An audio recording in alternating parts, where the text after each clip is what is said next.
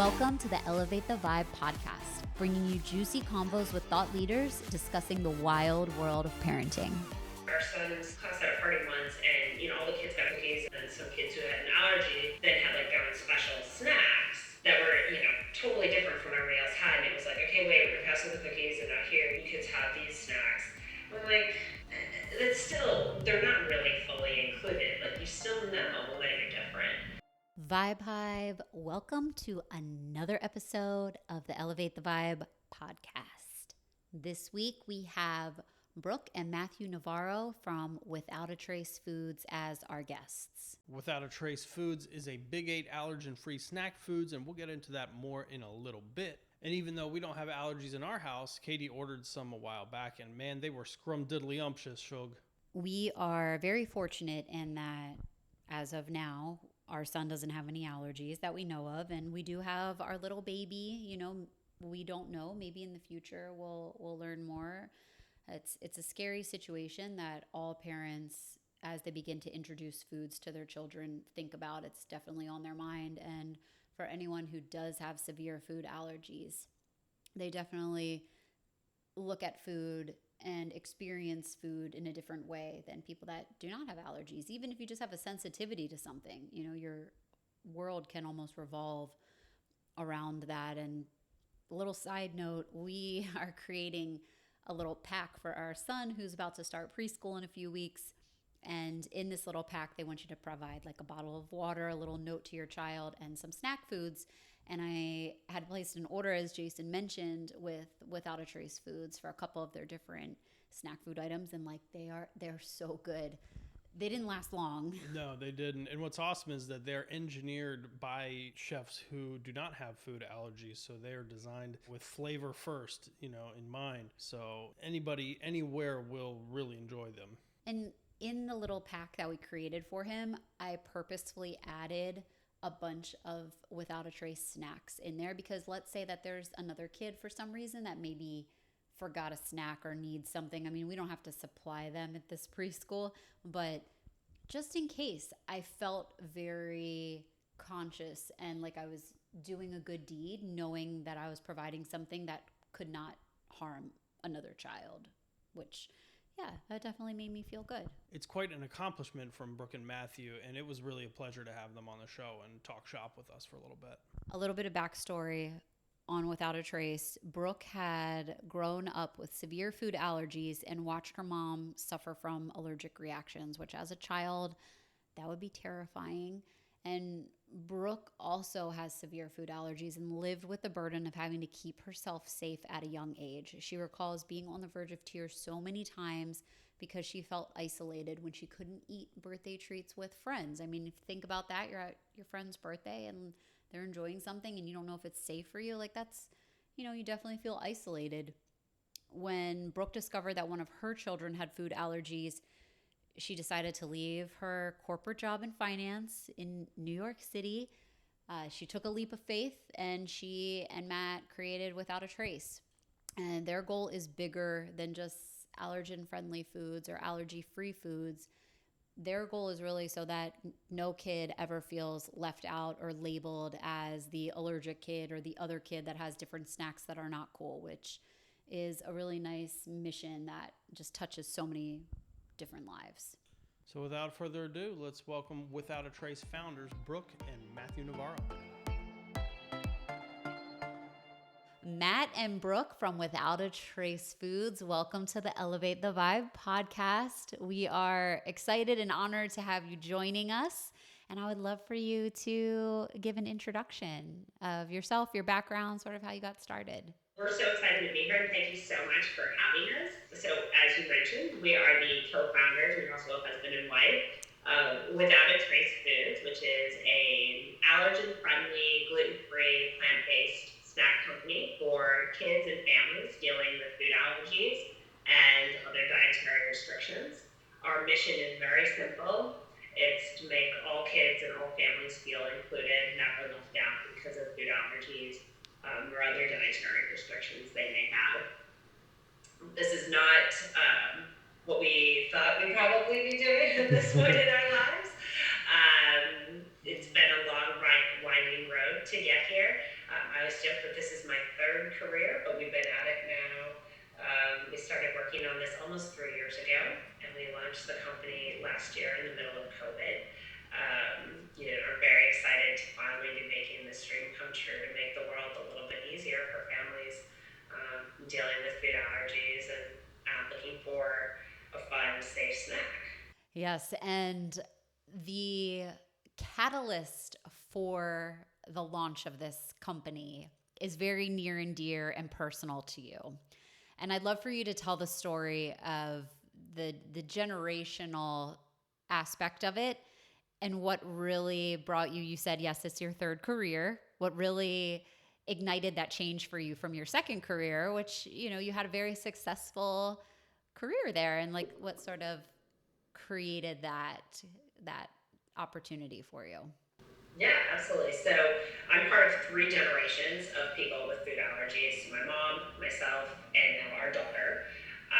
All very severe. I watched my mom almost lose her life when I was 19 from an airborne reaction to peanuts. Some people don't know that, but food allergies can be so severe that if you just breathe it in the air, it can be life-threatening.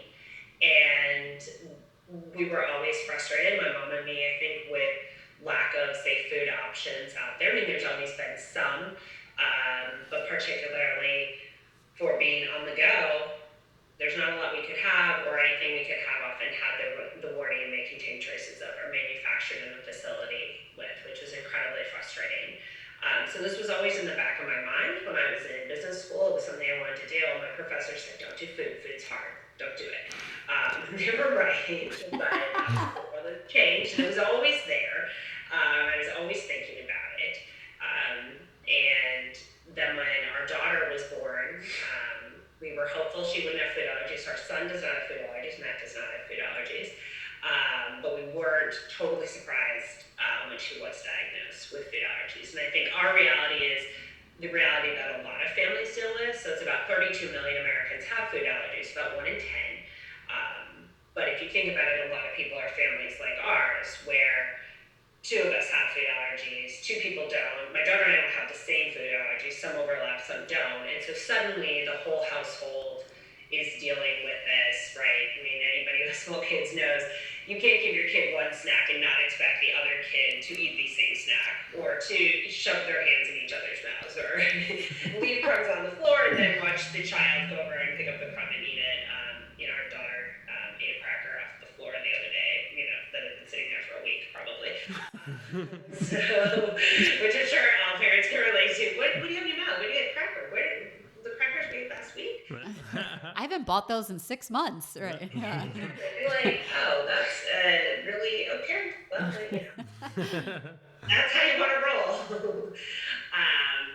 And so we knew there were other families with the same struggle of trying to find things that would make their life simple, that they felt safe, being able to bring into their house, for having a brand that they could turn to and look at and say, I know that brand, I know what that brand stands for, I know that that is safe for our food allergies. And decided, eventually, if you're going to do it, you got to do it. So we spent about 2 years working on product development, figuring out everything from the ground up of how to make stuff taste good. We hired a professional chef who does not have food allergies, who does not do dietary restrictions, because the goal was always to make it taste like food that everybody would like to eat, because for Matt and our son, you don't want to have them eating something that tastes less than ideal just because my daughter and me can't have certain things, which is how we started pursuing this. So it was a little bit on the side while we were working in our other careers in finance, and nights and weekends. And at some point, you have to make that leap, which we eventually did after the couple of years of R&D, basically right at the time the pandemic started. So life throws some curveballs at you, but it's been really exciting to see it come to life and be able to offer this to a lot of families like ours that are looking for some safe and fun alternatives. We're all about fun. It's a serious condition, but we want snacks that people see and are like, oh, that's really fun.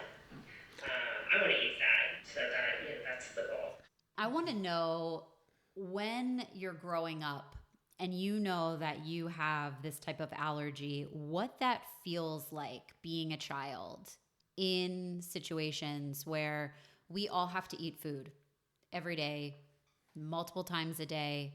It's not something that's easily avoided. Like if you're maybe allergic to bees and you know, like, hey, I'm not going to go play in that meadow where there's a ton of flowers and bees, but food, it's a lot harder to navigate. What does that feel like as a child from a very young age? And I'd love to know, both with you and your daughter, you said that your daughter was diagnosed, but how did you find out for yourself that you had these allergies? What was that like? So I'll take that second part first, and I think that's a little bit easier to answer. With my mom having severe food allergies, right? It's unclear, right? Nobody really fully understands food allergies, and we've gotten a lot better at understanding. There's still a lot of unknowns, but we do know, it's not unusual to see food allergies run in families. So given my mom's allergy, we had always kind of suspected that I might potentially have food allergies. And there were a lot of things we didn't keep in the house anyhow because of my mom's food allergies. Luckily, my profile kind of matches her. She has more than I do, but since all of her stuff was out of the house, it was kind of a safe haven for me, and we didn't know that, but that was okay. So then they had me tested when I was about 3 years old. They did a test, and everything, a lot of things lit up on the test and came back. So that's how we found out, and then I had my first anaphylactic reaction when I was 5. And then we knew for sure. And then there were no doubt. If there were any doubts, those were gone. But growing up with it, it's funny. I look back at it now, and I'm like, you can see how the things that maybe got me upset, or the way I felt a lot of things, as an adult with all these years of perspective, and say, it's okay. But as a kid, I look at how crushed our kids are. They're like, I was playing with that truck, and I don't get that truck. And how soul crushing that is. And so imagine, being the kid at every birthday party, every in-classroom party. Either you don't get to eat what everybody else is eating. You feel kind of like the weird kid because you're sitting there grilling people on like what's in food, what's not in food. People comment on your food. Oh, that's weird. Why are you eating that? Oh, what? You can't use it. Making fun of you for something that's a serious medical condition. And there's always, I think, that, this fear in the back of your mind. Like, I'll never forget the look on my mom's face when I ate that cookie that caused the first anaphylactic reaction I had. And I remember taking that bite, looking at it, and being like, Mom, this tastes kind of funny. And her taking a cookie and looking at it, and and I didn't really know what was happening, but seeing that fear. And then kids live with that fear, either having experienced it or just having seen, parents trying to kind of put bumpers around them. So it's always this feeling of you don't quite fit in. And to your point, you can't avoid it. It's not. It's there at every meal, at every snack. And when I was growing up, they would say, just don't eat that. Kids brought in cupcakes for their birthday. Brooke, you just don't eat that. And I would just sit there with nothing. Nowadays, we know, schools are more aware. But I still saw it. Our son's class had a party once, and, all the kids got a cookie, and then some kids who had an allergy then had, their own special snacks that were, totally different from what everybody else had. And it was like, okay, wait, we're going to pass out the cookies, and now here, you kids have these snacks. I'm like, that's still, they're not really fully included. You still know that you're different. And you see stuff with our youngest.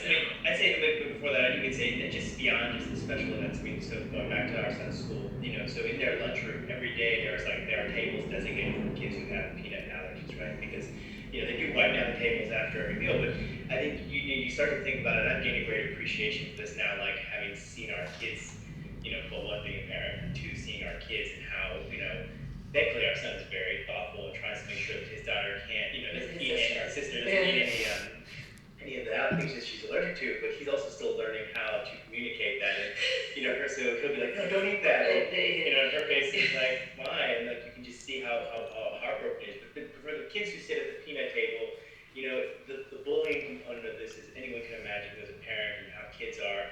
It really is, it's so crushing for them, but it's so crushing as a parent, and I think I was taught was the one who had allergies. He was, as far as I could tell, somewhere in his like late 20s, early 30s, and she was buying him, a package of our snacks to send as a gift. And we had this chat because I was confirming up some details of the shipping, and she said, my son used to tell people he was a vegan just because he didn't want people to make fun of him for his allergies. And so I think, to have to rely on those types of coping mechanisms for someone so young, it really just kind of dives a little deeper into the psyche of some of these kids, and it's just that whole idea of not being included. So I think it's just it's apparent, and as someone who's running a company where that's one of our key tenets or missions, it's really important to us. And there's a big difference between having a severe food allergy, having an intolerance, and then just being sensitive. For someone who maybe is unaware of those differences, can you share the various levels and some of the reactions that you may experience if you do have allergy, sensitivity, and tolerance? Yeah, exactly, right. And this isn't to discount if people have a sensitivity or an intolerance, right? I mean, anybody who's lactose intolerant, I know, my mom is. It can bring some very painful symptoms. We don't deny that by any means, but it's not something that is life-threatening. It's something that can cause you discomfort, can make you not feel so well, but at the end of the day, you're going to be okay. Versus a food allergy is something that can potentially be life-threatening. And the tricky thing about it is it can be very hard to understand, right? Medically, they've come a long way, but it's anything, the symptoms can manifest in a lot of different ways, and so people can be sometimes caught off guard, and even folks who are well educated on food allergies can struggle sometimes to fully understand it. It's anything from hives and itching. You can get kind of a fogginess, feeling very out of it. Then throat swelling, difficulty breathing, lethargy. It's a whole wide range of symptoms. And people, depending on the food, depending on how much they ate, depending on what else is going on with their body, can have various reactions in different points in time. But the bottom line is, at the end of the day, it has the ability to kill you. And for people who don't understand just how serious it is, like when your throat is closing and you're starting, you're realizing you don't know, is it going to close all the way? Am I going to be able to continue to breathe? Can you imagine being a kid? I mean, I've gone through it both as a kid and an adult. And that's an incredibly scary thing, and as a parent to watch that. So that's really the biggest thing, is that a food allergy has the ability to be deadly. And that's why it's incredibly important that people take it seriously and understand why sometimes people do live with such fear and the burden that can put on a small child once they kind of grasp that of, I really need to keep myself safe. It's a very difficult lesson to learn at a very young age. And there are now even like ID bracelets that children can wear. And I know that like many school systems will allow children to keep EpiPens like at school, which I don't even know. Like when I was growing up, for our generation, I don't remember it. I mean, I don't remember it being prevalent, and I don't even know if schools had that capability. And there, like you said, I mean, there has been a lot of advancement. Like we're looking into preschools for our child, and they're letting us know already, like, hey, here's approved lists of food that your child can have. And it's ideally like only dried fruits really is like the little snack that they keep on hand if they want something, because it's a short day. But it's that inclusive mindset of, let's ensure that everyone is safe, because that's like an utmost importance. So it's pretty cool to see how far we have come. But like you said, there's so much work and research that needs to go into this still. And it's like far from being like a solved issue. And when it comes to testing, and you said you were tested as a child, so you knew, but if there are parents out there that maybe are thinking like, hey, I have a food allergy or a sensitivity this is something that maybe I would consider for my child is getting tested, or even as an adult being tested, because over time it can, those reactions can change. What does that look like when you're tested? So first of all, I would say to anybody, obviously, like, talk to your doctor. And I always say, if you don't like the answer you get, and you don't feel like they're taking you seriously, talk to another doctor. The good news is, since we live in the day and age of social media and Facebook, and there's all these online support groups, and you can connect with people either locally or nationally who are going through this, and can say, feel like I'm having a hard time finding a doctor or whatever. There's people out there who can guide you in the right direction. But I've had multiple tests over my life, because, as you point out, things can change. You can outgrow allergies, you can get new allergies. That's why it's such a frustrating condition. It's not a static condition. But they'll do like a skin prick test where they, put little pricks of what you potentially be allergic to on your skin to see if you, get welts, get a kind of a hive from it. And then there's also blood tests where, they can take a look at, a blood sample and figure out where there might be, an immune reaction. It's not perfect. It's not a crystal ball. It doesn't tell you everything, but it can point people in the right direction. But it's usually, kind of the first step in an allergy journey, and figuring out where do you go from here. And that's why I think having like a really good doctor that you can trust and turn to is so important, because it's not a simple condition where the course of treatment can change over time, and that's why I think having patience and really taking the long view with it is so important, because it can be a long journey.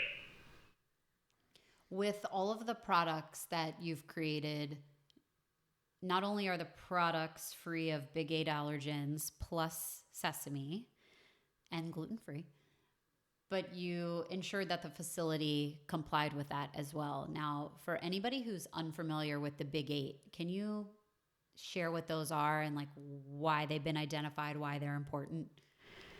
Yeah, so the big 8 are considered the 8 most common allergies. They account for about 90% of food allergies, is what folks estimate. So eggs, dairy, soy, wheat, fish, shellfish, peanuts, and tree nuts. And then, as you mentioned, we're also free of sesame. It's sometimes called the Big 9. The good news is Biden just signed into law recently legislation that makes sesame, really classifies as a major allergen. So starting in 2023, you'll start to see more labeling, required labeling on products. So it's incredibly helpful for people with that allergen as well. And those are the ones that are most often cited. But people can be allergic to anything, and that's what can be so tricky. Because outside of those, labeling can be hard for people to understand. So we always try to be really, transparent. If people email us or call us and ask us questions, to the extent we can be helpful in letting folks know, what things are in our products and whatnot. I mean, we always try to do that. It's tough. The global food supply chain is, it's very complex. And so for folks with food allergies, it can be a challenge to understand where all of your food is coming from. But for us, our facility is, when we don't bring those allergens in, we don't use those ingredients. It's something we're very mindful of, and that was important to us to be able to say that we have a dedicated facility. So we didn't have the use of shared equipment, which, was really where some of my frustration came in all those years, where I saw that, manufactured on equipment with or may contain traces of. Because as a consumer, that's hard to understand. Like, is that a danger to me? Is it not? I don't know. It says it's in the same facility. Well, is it next to it? Or is it, facilities can be huge. Is it all the way, is it just they store it on a shelf a football field away? I don't know. And so we didn't want to leave any questions for people of what comes in and out of the facility, and what are the things that we're looking at to try to, help people better understand what's in our products and what we take care to fully understand. Which also includes, when we do bring in products or bulk ingredients, we are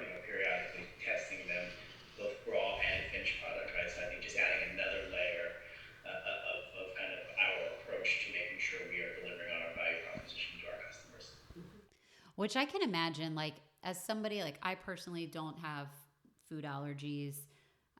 Jason's dad and one of his brothers have severe life-threatening food allergies. So I know that when I'm even thinking about, like, if his dad comes to visit, I might have a shampoo with coconut in it and his dad can't use that shampoo. So I will ensure that all of even the hair care products that we have, if he needs to use them, are free of these certain ingredients. Thankfully, he doesn't wash his hair. So Yeah, he doesn't. He doesn't bathe. He doesn't bathe. So yeah. we're cool. Yeah, we're good with that. Yeah, we skipped over that. Anyways.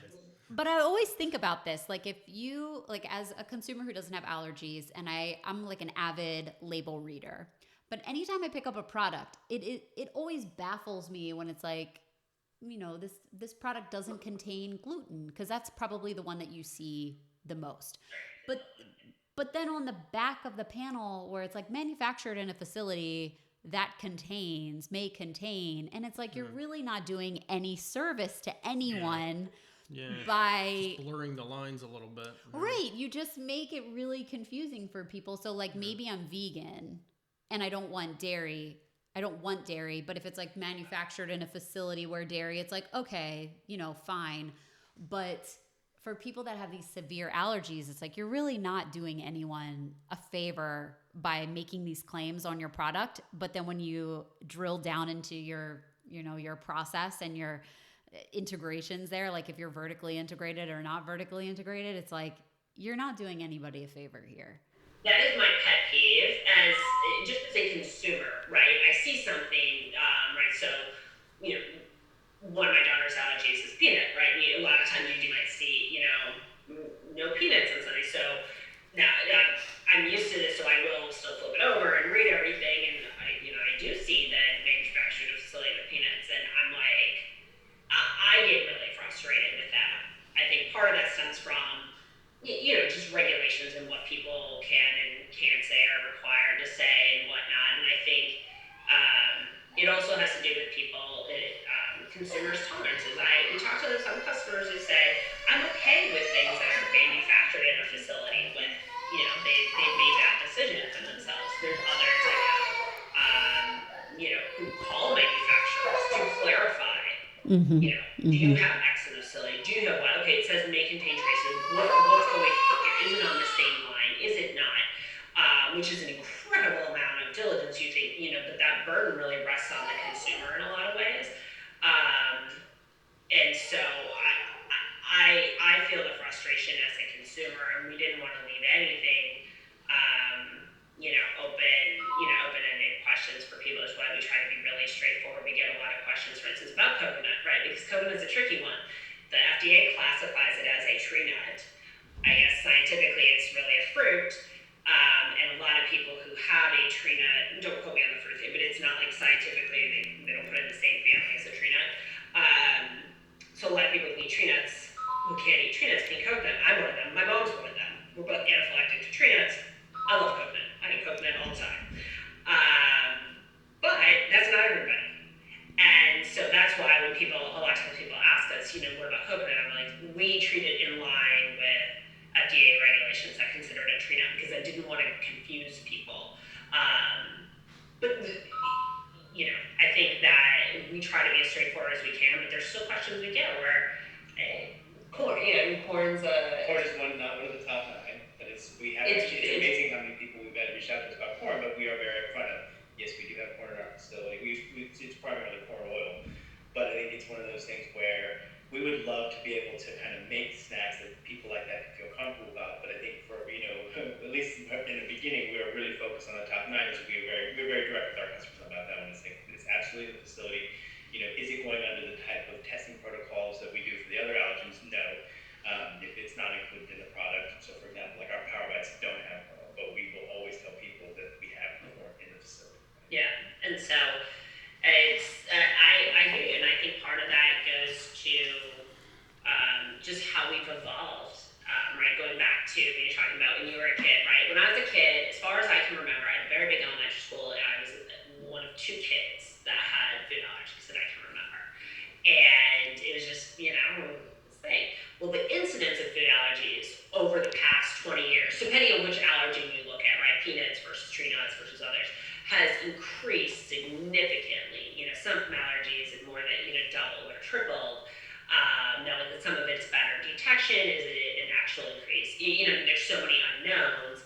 But as that prevalence has increased, there definitely has become more education, better labeling, right? If you think about now, when you see they may contain traces of on foods that didn't exist for many years, and my mom always tells the story. So my mom was also an asthmatic, and she had a lot of asthma attacks when I was a kid. And she said, now looking back, there were some candy bars that she looks at now that say may contain traces of peanuts or manufactured on equipment processes peanuts. She's like, I think some of those asthma attacks were anaphylaxis. And because she's like, when I think about when they happened and everything, and so you think about where we've come, the fact that now we can identify that, but it's still it's an evolving process. And I think being as transparent as you can with a consumer is important. I agree, some labeling is very confusing. And to your point, it's what are people driving at, what are they looking at in the product? I mean, just more for just clarification purpose, the may contain traces of our manufacturing facility Totally discretionary, right? The what is required by regulation is that manufacturers disclose if one of the top 8 food allergens is utilized within the product itself, right? So I think the may contain traces of and et cetera is totally up it's up to each individual manufacturer, right? Yeah. So if the legislation that Brooke was talking, Sesame now will be added into those 8, so we'll have the big 9, right? I think, Yeah. But I think that to basically the point I think everyone is really circling around is that it just adds a lot of uncertainty and I think a lot of confusion, especially for when you think about some of our customers who are the diligent types. I mean, the super diligent types who are calling manufacturers. I mean, and not even just calling manufacturer one time. We have customers who say they keep a log and they will call back 6 months later just because product lines change. They manufacture or maybe source something from a different place, right? I think it is. As Brooke said, the food supply chain is extremely complex. I mean, one of the we try our best to go to single source suppliers because for example, like our flax that comes from all they do is flax, right? And that's all they grow, is all they process. But that is very difficult for so many different items for a variety of reasons, whether it's cost, just the ability to source it in that way, and so I think it's just a lot for someone, for an individual to have to kind of process and keep track of. But it is that important for people. Yeah. And when you are out and about in the world, and let's say you want to go out to eat at a restaurant, I would love to know some of your tips, like not only as an adult, but when you were a child. Let's say there's like a child that might be traveling with a family or something, they want to stop. What are some of the top tips that you would give for people that are in this situation that really want the information from wherever they're eating? I mean, the first thing I would say is don't be embarrassed and don't feel like you're being a pain. My parents were thankfully able to come visit a few weeks ago after not seeing them for almost a year and a half. And we went out to eat, and so it was all 3 generations of food allergies. And I was like, all right, you ready? Get your paper and pen. Here we go. Food allergies at this table are. And, you start listing them, and they're like, okay, wait, hold on. And they're writing it all down, reading it back to us. And, I'm not making a joke of it, but I'm like, hey, I'm not embarrassed about this, and if this is going to be a pain for your patient, I'm really sorry. But I think, the basics, you got to be upfront. Don't assume anything, and always have a backup plan. Always carry extra snacks, extra things with you. I think the best, just kind of general tip that I have is Matt witnessed this situation when this was about 10 years ago, and he Your first reaction, that you witnessed. So it's not my first reaction, but we went out to eat. I asked if there were tree nuts in a dessert. The waiter said no, very confidently, because sometimes waiters get wishy-washy, and then if they feel wishy-washy, I always ask to speak to a manager. Always, I've learned that from this too. But very confidently, no, not at all, no problem. And I started eating it, and I immediately knew. I was like, and called the waiter back over, and they were like, oh no, actually there are. And next thing you know, I'm in the back of an ambulance, and this is all happening. And he knew I had told him about this, but this is the first time he's watching anaphylaxis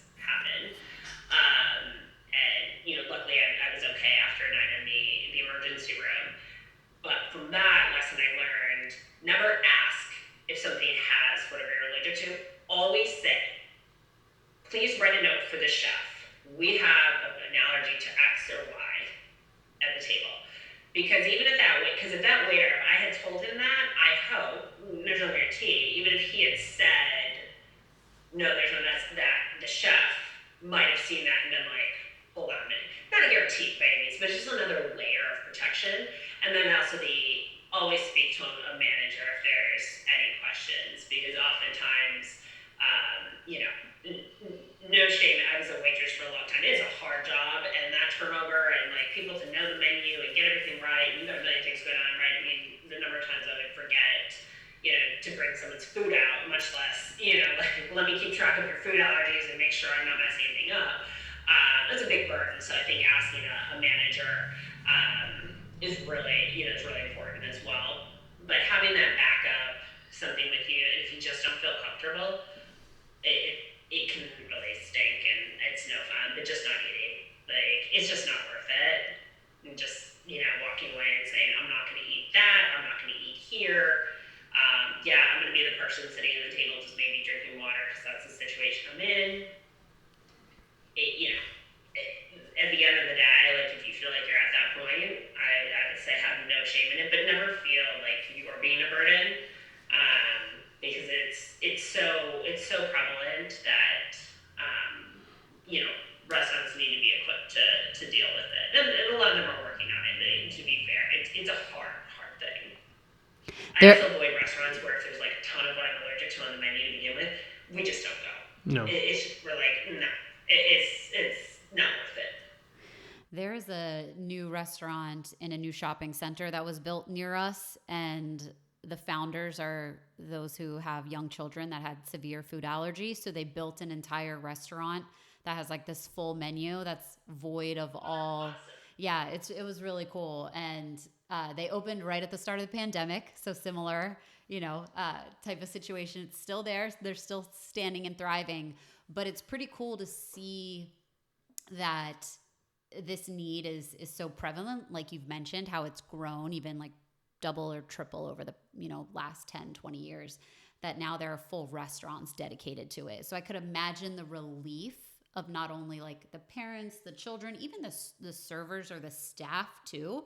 Because, for example, my sister got married a few years ago, and there was someone that was part of the wedding party that had a very severe food allergy. And we were bringing in some food like an evening before the wedding.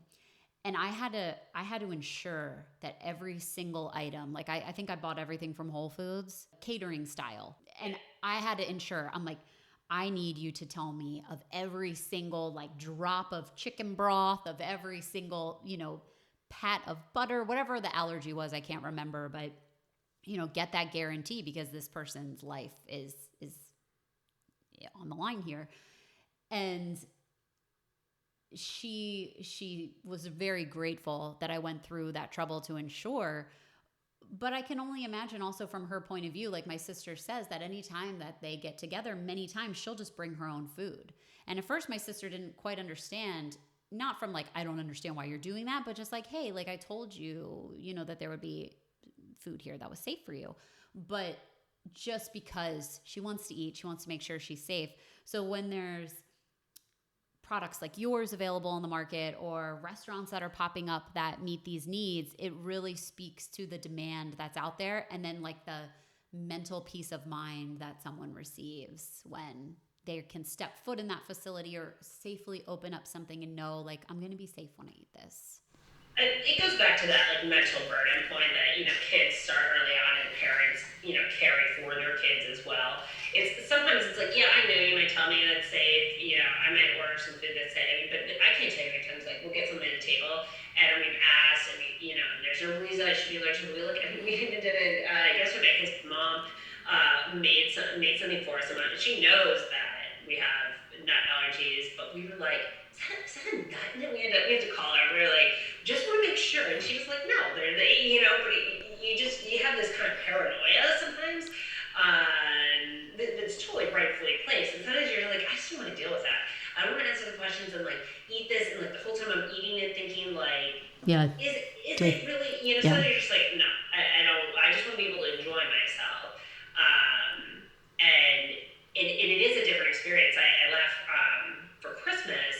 we have a really great boutique chocolatier here. We're in the Raleigh-Durham area.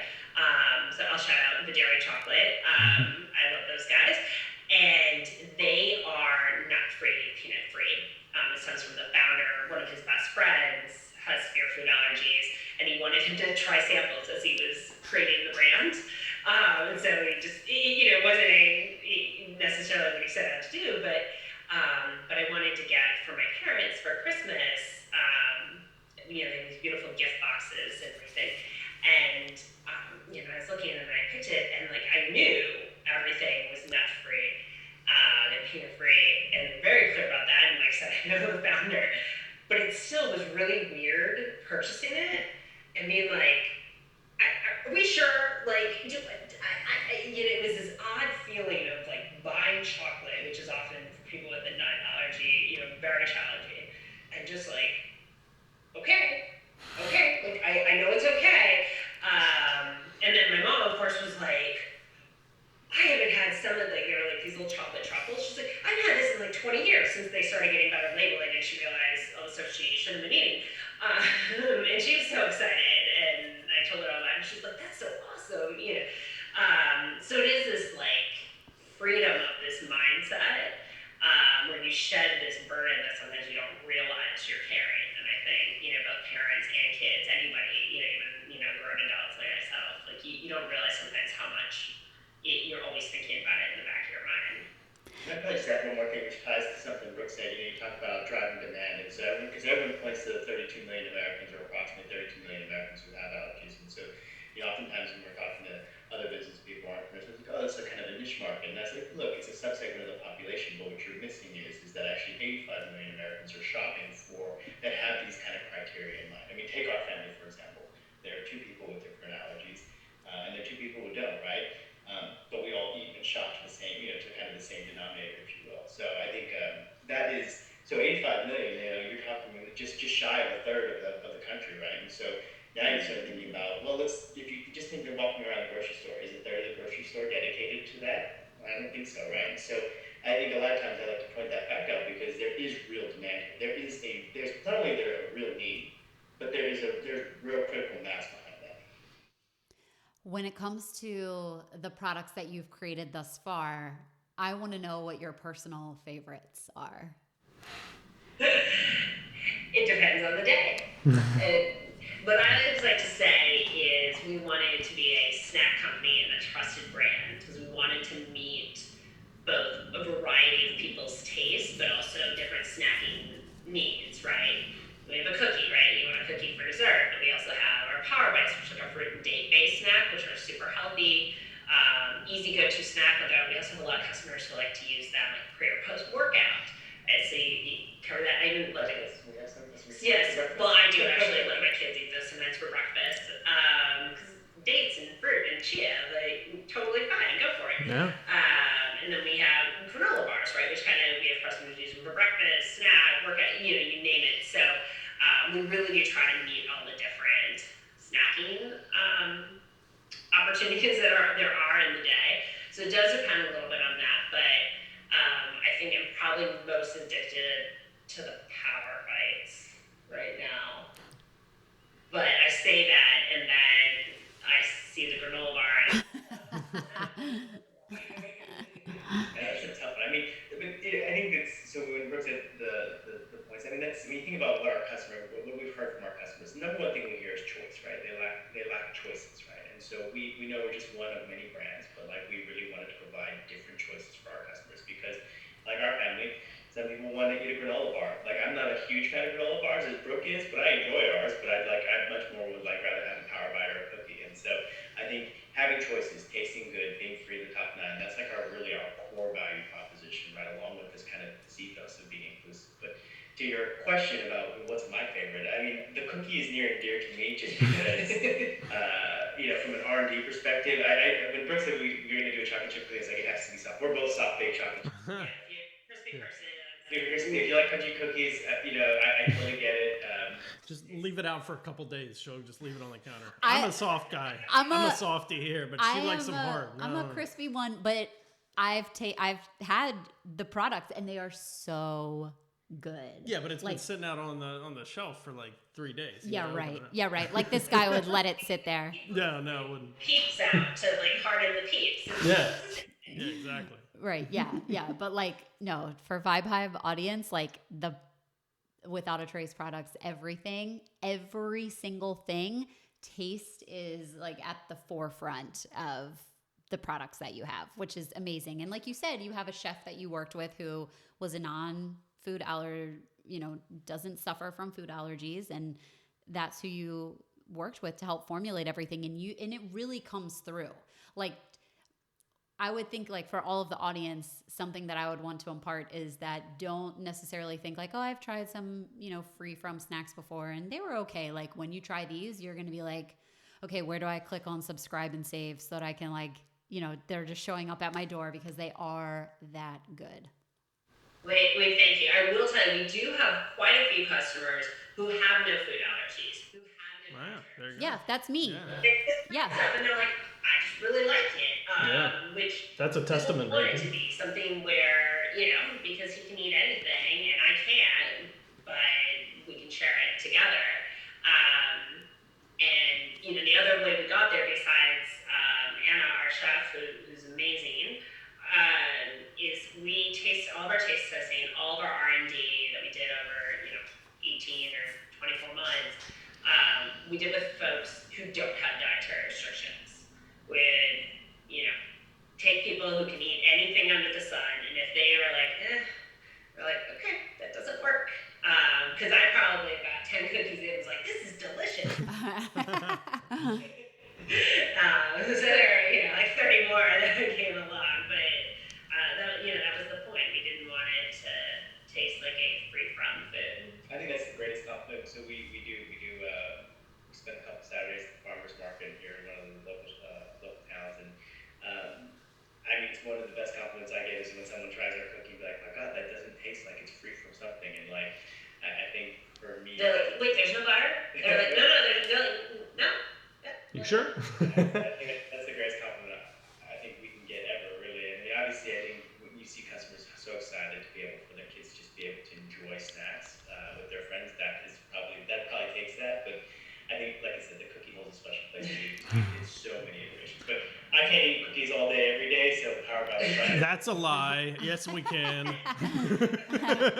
We always have room for cookies. Well, and also, it's not only that you have free from, but your ingredients are pretty clean too, which is really nice as well. It's not just like, this laundry list of random weird plastic chemicals that you're like, well, if you mold that into a certain way, it looks like food that you can eat, so you'll be fine. It's like, no, there's real healthy ingredients that you don't feel like a guilt about giving to your child, which is cool. And what I would say is, we prioritize taste and absolutely everything. So yes, like we do use sugar in our cookie. We use real sugar, which sometimes we like, I'm like, it's not perfect. But we make everything in our own facility here, small batches by hand. It's not some big industrial machinery. Some days I wish it were, but it's really like our cookies are homemade. Like we hand lay out every batch and throw them in the oven. And so when you're eating food that we've made by hand. So I think hopefully that comes through, that it's not, there's a little bit more of a, handcrafted. It's made with love. Made with love there. That's right. Yeah. If you could leave our audience with a key takeaway, what's something that you would want to share with them? I would say it would be, anybody who's dealing with a food allergy or dietary restriction or any kind of medical condition or something that can impact your life. I think particularly as a parent, right, we always feel, there's something with a kid, I feel so bad. Is my kid going to be scarred for life because I'm sitting here reading labels telling don't eat that. Our son's like panicking because our daughter might be, getting near. He's like, oh my God, there's an egg, which we appreciate. But is she going to have nightmares about that? I think, for the most part, I can say, it's turned out okay. I think it's amazing how resilient kids are and how much you kind of you go with the flow. And sometimes people, ask me, I'm like, it's the only way I've ever known how to live. So I've never experienced anything different than having to ask these questions, read labels, have certain restrictions. And so, I think you're doing, parents who are working at this, you're doing the best you can, right? It's there, we know it, I know it impacts life, but, I don't know anything different. So. And any favorite resource that you would want to shout out for the audience? Could be a book, website, blog, YouTube. I would say, honestly, for anybody particularly who's really new to food allergies and trying to navigate it, FARE, so FARE is the acronym. They're really the largest nonprofit organization really dedicated to food allergy research and education. They have a ton of great resources. What's awesome about them is they do this twofold kind of helping support food allergy parents and just navigating the day-to-day, but then they also have this big legislative piece. So, for instance, the FASTER Act, which was just signed into law, adding sesame to labeling, they were the driving force behind that. Some of the other things we've seen in legislation over the years, they've been a big force behind. So they're really advocating for food allergy families kind of on both fronts. Cool. Yeah, and we'll link to their site in the show notes for anybody that's listening. And of course, where can anyone find you, find your products? And if any audience members are interested in purchasing, I think that you have a little special something for them as far as a code goes today. Yes, we do. So we do have a discount code for everybody. And I want to say, I think it's ETV20, but okay. I went back and forth on this. So 20% off. You can go to our website, withoutatracefoods.com, and we've got everything there. Give it a try. Let us know what you think. And follow us on social, Instagram at withoutatracefoods.com. Same thing, Facebook, Without a Trace Foods. We'll be announcing, anything.